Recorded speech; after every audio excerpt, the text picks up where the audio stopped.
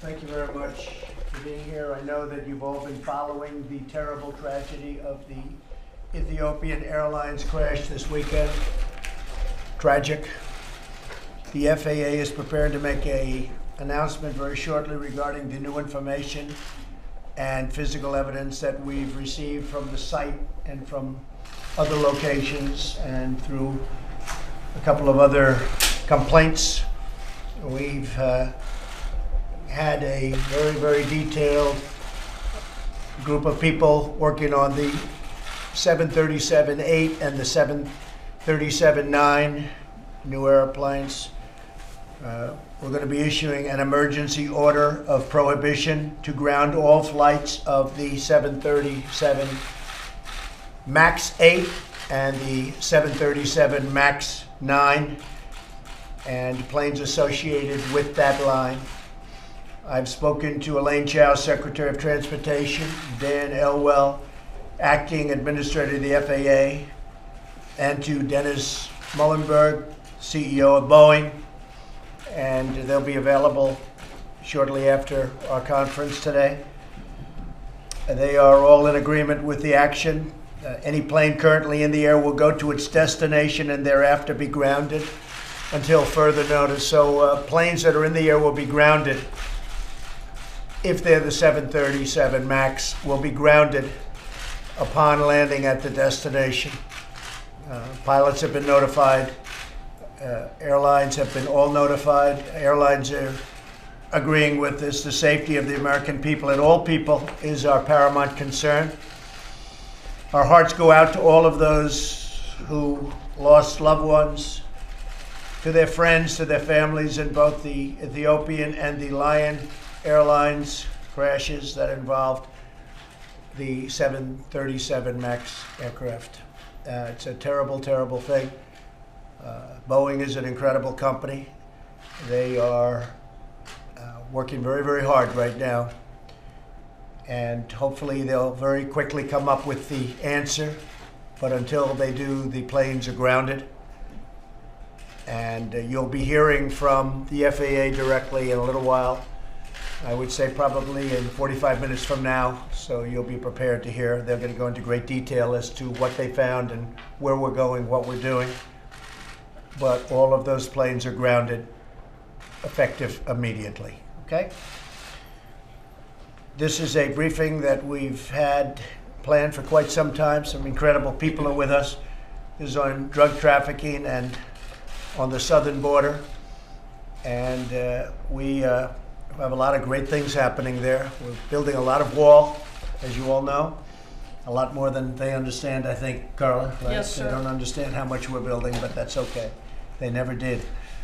And we're joined today by federal, state, local leaders on the front lines of the battle against the vicious drug traffickers and criminal cartels violating our sovereignty and infiltrating our southern border.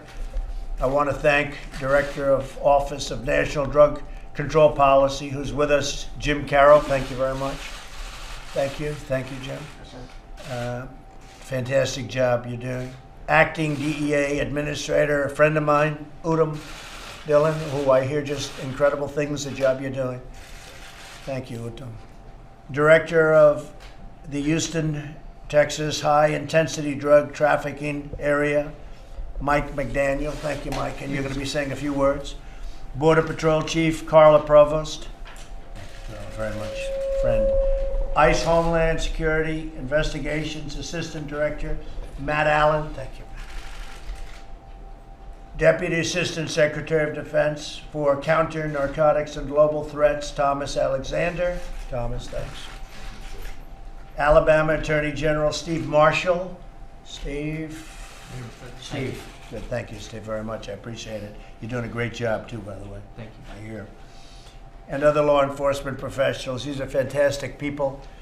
Work so hard, great danger, and they have incredible responsibility. Tens of thousands of innocent Americans are killed by the vast quantities of deadly poisonous drugs that are smuggled across our nation's very porous borders. They're a lot less porous with us there, but they're coming in bigger numbers. And part of that is because our country's doing so well economically. They're coming up for that. And even the drugs, I guess the money that we're spending, unfortunately, within the country. If we could just tell people not to be doing that, but they are doing that. We have a very, very strong country economically, and people come up to a large extent for that reason. But we're having tremendous amounts of meth, cocaine, heroin, and ultra-lethal fentanyl. That's literally ultra-lethal. Gets stronger. This comes at a great cost to our society. In excess of $700 billion annually is spent, and we think that's a very, very small number compared to what the actual number is. The administration declared the opioid crisis a national public health emergency. Illegal immigration provides a lucrative cash flow, to put it mildly, to some of the most dangerous and ruthless criminal organizations on planet Earth. We're doing a lot at the border, a lot of wall going up, a lot of equipment has been purchased, a lot of equipment is being purchased as we speak. We have tremendous things going in terms of technology. We have tremendous amounts of technology going to the ports of entry, where a lot of the drugs come in, but I think it's highly overrated. I think much of the drugs, the big loads of drugs, and certainly the human traffickers go not through the ports of entry. They go through the open areas where they don't have walls. These folks know that better than anybody. When the press talks about ports of entry, sure, things go through ports of entry, but we're going to have that very well sealed up with this equipment. The equipment's incredible what it does. It's expensive, but it's pretty amazing stuff. And that's going in literally as we speak, but we have a lot of, we've got to get the wall up, otherwise it all doesn't work. And I have to say it again, I hope you go down there, because we're going to have a news conference at the border over the next 3 weeks. We're going to do it in areas where we're building large stretches of wall. And tomorrow or the next day, we're giving out another very large section. So we get a lot of wall going up. The massive surging flow of illegal immigration, trafficking, drugs, and crime threaten the safety and security of all Americans. To confront this urgent national crisis, we're doing many, many things, and that's what we're going to be talking about today. We have a vote tomorrow on national emergency, and we'll see whether or not I have to do the veto, and it will be, I think, all very successful regardless of how it all works out, but it's going to be very successful. A lot of money is being spent right now. We have access to a lot of money, and more money is coming in, and people are starting to see it. Even certain of the other side are starting to see the level of importance and the importance of having this wall. I call it a wall. Some people are liking to call it a barrier, and some people are even calling it slats. But it's a wall, and it's a strong wall. It's a powerful wall. So a lot of very positive things are happening on the border. I'd like to ask Mike McDaniel to say a few words, Director of Houston, Texas. The whole job that you and your folks have been doing has been incredible. Like people are studying it. So maybe you'll say a few words to the media, please. Thank you, sir. I'm honored to be here today to report on the important work being done by the 21,000 state, local, federal, and tribal law enforcement officers participating in the HIDTA program across the country. Some of our principal partners are sitting here at the table with us today. Let me first begin by thanking you for your unprecedented commitment in fighting against the drugs and the cartels that are assaulting our communities. Thank you for the support and respect you've restored to law enforcement in this country, and I mean that from the bottom of my heart. Thank you. Your appointment of Director Jim Carroll has been significant for us in the HIDTA program, and we thank you for that. And also for you signing the reauthorization of ONDCP with the Opioid Act that you signed. So thank you very much. Thanks. We all see the charts, and everyone in the table is familiar with seeing 72,000 in 2017 died of drug overdoses, and it sometimes, I believe, the general public doesn't realize the magnitude of what that really represents. And matter of fact, I was at a rodeo event in Houston this weekend, and the announcer said there's 72,000 in attendance of this thing. And I looked around the stadium, and you talking about giving it a whole new perspective of how big of a crisis this is in our country. Just take a look at the next time you're at a major sporting event. Good way of explaining it, too. Yes, It's sir. a stadium full of people. Yes, sir. Now is not the time for business as usual in addressing this epidemic. Now is the time for us to develop and implement new and innovative strategies to address this country's drug addiction issues. The fact that we cannot arrest our way out of this problem is well recognized by law enforcement. But law enforcement is a part of the solution, and the emerging partnerships between public health and public safety have never been more important. And HIDA is the perfect platform, and the DFC, the drug-free communities, is a perfect platform to work along side by side with our treatment and prevention partners. As a point of reference, I've been involved in drug law enforcement for 36 years as a police officer with the City of Houston, 24 years with the Drug Enforcement Administration, and I retired to get the job that I'm blessed with having now as the Houston HIDA Director. But today I come representing the other 32 HIDA directors across the country, and thanks to this administration, the HIDA program is now in 50 states with the inclusion of Alaska, and we're very proud of that. And the HIDA program is in 33 critical regions to include our 5 southwest border HIDAs.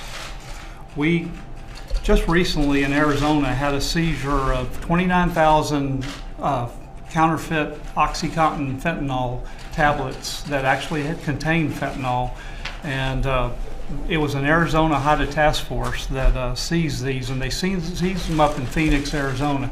The scary thing about that is those drugs actually went through our southwestern border primarily through backpackers that are moving them up into the communities of our nation.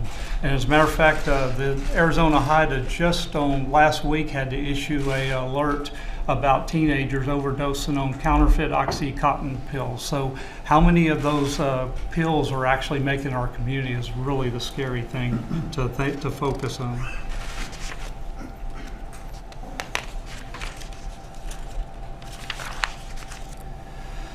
The HIDAs around the country have effectively assembled unified teams of federal, state, local, and tribal law enforcement to work together towards one common goal, and that is attacking and dismantling these violent drug cartels. One of the most important things I believe that we do, and working with our partners at CBP and Border Patrol, is to try to connect the dots. When there's seizures along the border, the most important thing law enforcement can do is connect the dots and actually identify the cartels that those drugs are coming from, so that we can dismantle those drug trafficking organizations and, more importantly, criminally prosecute them in U.S. courts. Recently, a lot of you in the media have noticed there was a 254-pound fentanyl seizure by CBP in Nogales, Arizona. Just 2 weeks ago, a case in Little Rock, Arkansas, with the Gulf Coast HIDA, they seized approximately 38,000 in several seizures that were coming into the port of New Orleans. And a good case, and sir, I can assure you that the women and men of law enforcement across this country are trying to connect those dots so that we can do our job of dismantling those cartels. There's another alarming trend that really bothers me, and that we're seeing juveniles actually transporting fentanyl, especially in the San Diego area. And if you can imagine, us in law enforcement, you'll see law enforcement wearing suits and everything else to prevent any contact, but the cartels are strapping these drugs many times on these juveniles and sending them across the border, telling them that it's actually methamphetamine or coke, and they have no regard for human life. The cartels and transnational gangs targeted by law enforcement are predators that only exist to make money and harm our communities. My prior experience with DEA has allowed me to see the inner workings of these cartels on a first-hand basis. I do not see the difference of these cartels in many of the designated terroristic organizations also seeking the destruction of our country. What keeps me up at night is not the vast amount of drugs being seized, but the vast amount of drugs coming into our country not being seized. Our hearts grieve for the loss of so many lives and for the family members that have lost so many of their sons and daughters. Thank you, sir, for your support on this important issue. Thank you, Mike. I really appreciate it. Great job that you're doing. Okay, any questions? Yeah, Mr. President, can we get your reaction to the Manafort sentencing more than 7 years and the fact that the Manhattan District Attorney has now filed similar charges in New York State, which would seem to negate any effect of any pardon that might be down the road? Well, I feel very badly for Paul Manafort. And, you know, he worked for Ronald Reagan very successfully. He worked for John McCain. He worked for Bob Dole and many others for many years. And I feel badly for him. I think it's a very sad situation. I saw that just a little while ago. And certainly on a human basis, it's a very sad thing. I feel badly for him. And Mr. President, the new charges in New York? Decision to ground the airplane, and secondly, why haven't you made arrangements to have a formal meeting with President? Say it again. Two questions. Was Canada's grounding of Yeah, well, we're doing it almost as a simultaneous. Was that a factor in As your we decision? were coordinating with Canada, we were giving them information, they were giving us information. We very much worked in conjunction with Canada. And you're going to be having an announcement in half an hour or so directly from the FAA as to some of the details. But we were working actually very closely also with Boeing and with other countries, but Canada was one of those countries. And on the China trade meetings that you anticipated having with President Xi, why haven't you secured a date yet? Well, I think things are going along very well. We'll just see what the date is. I'm in no rush. I want the deal to be right. Much more importantly, it's somebody said I'm in a rush. I'm not in a rush at all. Right now, we're getting billions and billions of dollars of tariffs paid into our coffers. I am not in a rush whatsoever. It's got to be the right deal, and it's got to be a good deal for us. And if it's not, we're not going to make that deal.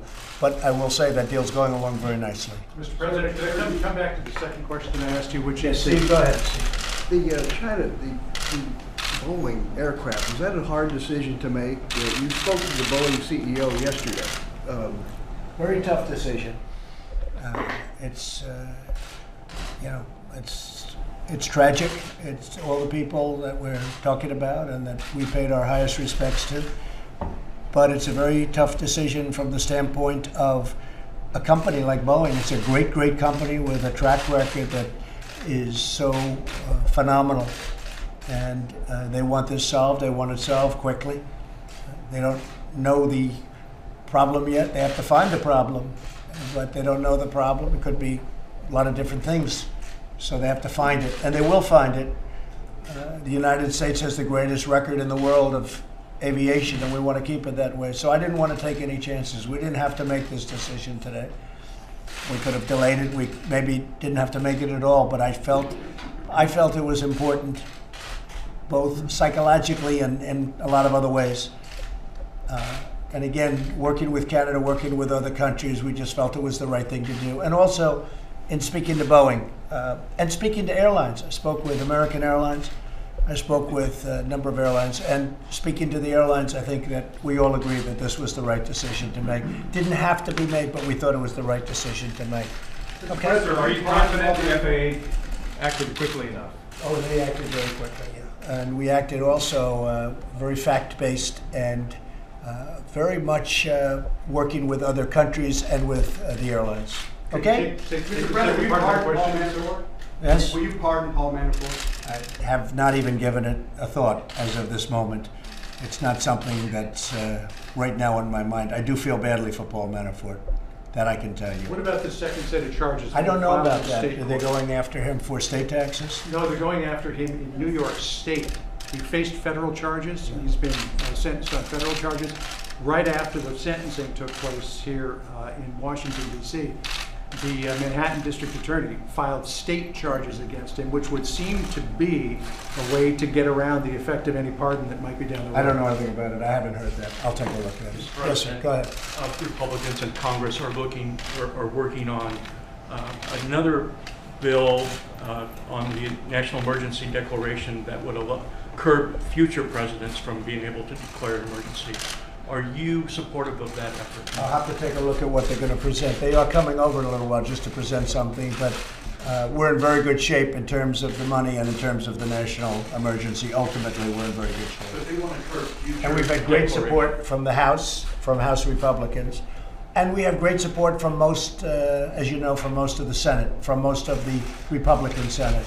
Because this is really a bill on border safety, border security, and it's a bill on I would say maybe more than anything else, we're here talking about drug trafficking, and you people know this subject better than anybody.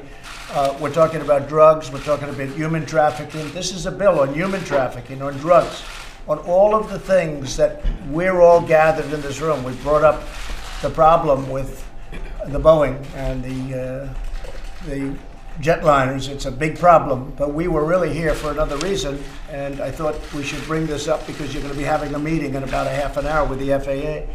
But this is really a vote not on constitutionality because it's constitutional. It's not a vote on precedent because you take a look at what President Obama did with DACA and with so many other things. That was no precedent. This is a vote on border security, and it's a vote on drugs and trafficking and all of that. So, and I think most Republican senators fully understand that. Senator Rand Paul said that there are a number of Republican senators who are beaten up and pretty bloody because the White House has been going after them to not vote in favor of this bill. How much effort have you been putting into keeping Republicans with you on this issue? Nobody's beaten up. I said use your own discretion, but I think it's a bad vote if they go against. I think anybody going against border security, drug trafficking, human trafficking, that's a bad vote. The Democrats are for open borders. They're for crime. I mean, frankly, they're for crime. These people can tell you that better than anyone. When you have open borders, when you don't have a walls, Mike, when you know it very well, all of you folks know it very well. We deal with it all the time. I guess they think it's good politically. I think it happens to be bad politically. I think it's an 80% issue and maybe more than that. But the Democrats, in order to make things difficult, they are for open borders and they're for crime. And the Republicans aren't. But I told Republican senators, vote any way you want. Vote how you feel good.